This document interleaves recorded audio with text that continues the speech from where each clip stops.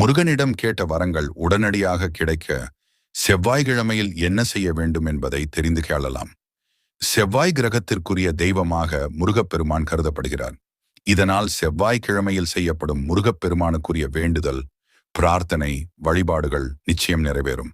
செவ்வாய்க்கிழமை காலையில் உங்களின் வீட்டில் உள்ள முருகன் படத்திற்கு முன்பாகவேயா அல்லது அருகில் உள்ள முருகன் கேயாவிலுக்கியா சென்று 2 நெய் விளக்குகள் ஏற்றி வையுங்கள். பிறகு அமைதியாக முருகன் முன் அமர்ந்து மனதார முருகனை நினைத்து கேளுங்கள்.